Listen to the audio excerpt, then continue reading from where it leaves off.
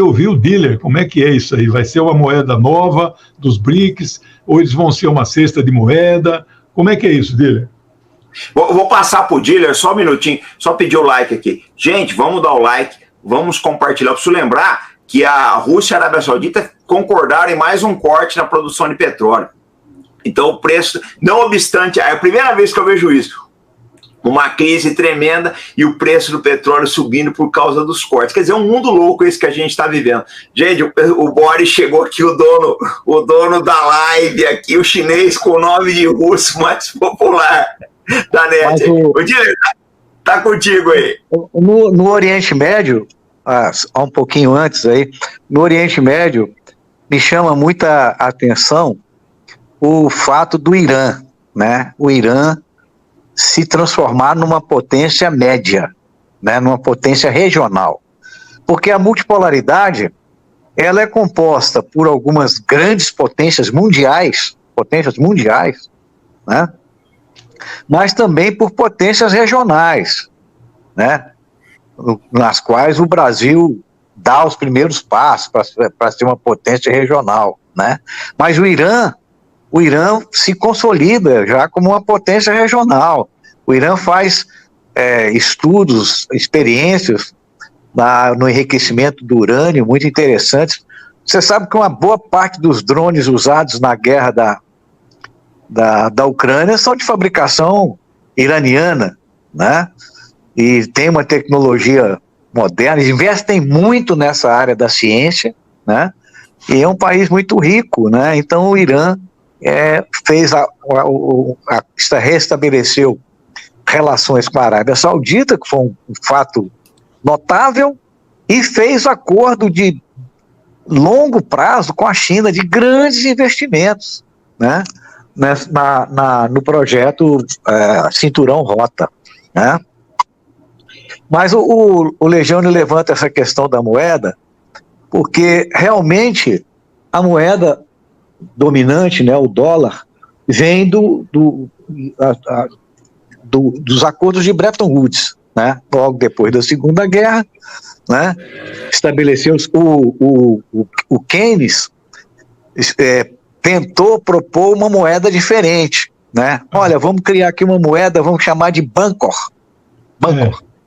E vieram os americanos para cima do Keynes e amassaram o Keynes, esmagaram o Keynes, né? Não, a moeda aqui é a moeda da potência dominante, da potência que ganhou.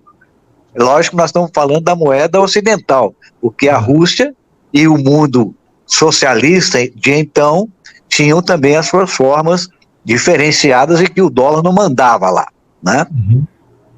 Mas o que acontece é o seguinte, o comandante, a moeda, ela corresponde à situação econômica e financeira, comercial, econômica e financeira.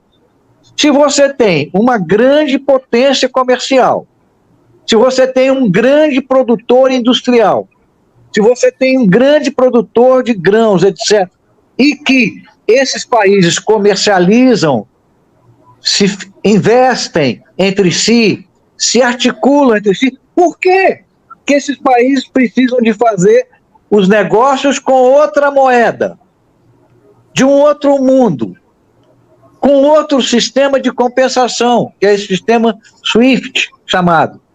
Por quê que precisa? A moeda corresponde a um certo nível de construção da situação econômica, da situação comercial, da situação financeira. Então, se há uma outra construção que não é excludente da que existe hoje, mas se é uma outra construção, né? Por que não pode haver um outro tipo de pagamento? Por que não pode ter outro sistema de compensação? Essa que é a pergunta que se coloca. Essa que é a pergunta que o Lula faz todo dia. Por que nós precisamos de comercializar com o dólar? Se nós temos outro... A China é o nosso maior parceiro. A China é o maior parceiro comercial de mais de 100 países. Mas tudo tem que passar pelo dólar, por quê? Por quê? Por que o petróleo que a China compra da Arábia Saudita ou o petróleo que a China compra da Rússia, né? Por que tem que pagar? Por que tem que ser pago em dólar? Então, esse é um sinal da dominação muito forte que os Estados Unidos mantinham sobre a economia mundial, e hoje isso vai fazendo água. O senhor sabe como é que é, né, comandante? A água, às vezes, faz o furo no casco, começa a entrar de pouquinho. Na hora que o cara pensa que não, meu amigo, vem, não há bomba que consiga retirar. Né? O furo no casco vai aumentando e acaba vindo a pique, né? É isso que acontece. Então, esse negócio, o que acontece com o dólar é isso. Esses países estão vendo que os Estados Unidos utilizam o dólar como força de pressão, como força de lucro, de arrancar vantagens. Os Estados Unidos, comandante, é uma potência com os pés falsos, porque é uma potência parasitária. Parasitária. Ela não ganha dinheiro com, né? Não ganha dinheiro com produção, com tal, não sei o quê, né? Você veja que os fundos de derivativos, olha a quantidade de derivativos que são esperando lucros futuros, a quantidade de derivativos que os fundos norte-americanos possuem. No entanto, dos 10 maiores bancos do mundo, 4 são chineses, todos voltados para a produção, todos voltados para a produção e para o comércio. É uma outra situação. Né? Pensando que os maiores bancos são americanos, que os maiores bancos são europeus, não, os maiores bancos são chineses, né? Então, a moeda, ela corresponde a uma situação objetiva, né? E é isso que nós estamos vendo no mundo de hoje. Nós estamos vendo que outras moedas, outras formas de compensação, de transação, de investimentos, etc., continuam, começam a aparecer e vão se firmando. E vão se firmar rapidamente, no meu modo de entender. Então a gente diz assim, não, mas isso acontece. Mas acontece, o dólar ainda vai dominar dezenas de anos. Comandante, a China, eu mandei outro dia um gráfico para o professor Leogênio, não sei se o professor Leogênio ainda tem isso aí. A China vendeu a China tinha 2 trilhões de treasuries, títulos bônus, né, do Tesouro Americano, chamados treasuries, né? A China vendeu 500 bilhões, rapidamente, vendeu 500 bilhões. 500 bilhões de dólares a China vendeu. Para comprar o quê? Então, o que lastreia essa nova moeda, essas novas moedas, essa nova moeda que vai se criando? Ouro e petróleo. Ouro, todo mundo compra ouro hoje, comandante. Ouro e petróleo.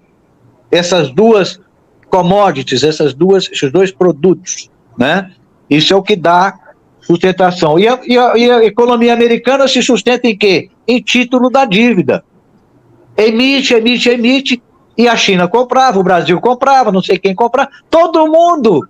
Os Estados Unidos tinham uma dívida astronômica, devia ao mundo inteiro, porque se sustentava na emissão de treasuries, na emissão de bônus do Tesouro Americano, né?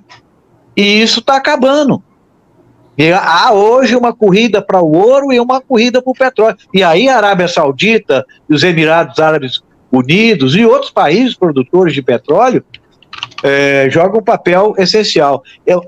A nova composição dos BRICS, comandante, foi uma coisa muito pensada, foi feita por grandes estrategistas, foi feita por gente com muita cuidez, muito senso de estratégia, entendeu? Ao incorporar tanto o Egito quanto a Etiópia para dar acesso ao Suez, lembra dos pracinhas brasileiros do Suez? Para dar acesso ao Suez, como da Arábia Saudita e do Emirados Árabes Unidos para dar acesso à matéria-prima. Então garantiram meio de transporte e garantiram a matéria-prima. A Argentina para fortalecer a América do Sul e o Irã para criar essa outra situação no Oriente Médio. Foi feito por gente de muita cabeça, né? E são os grandes estrategistas que estão liderando esses países atualmente.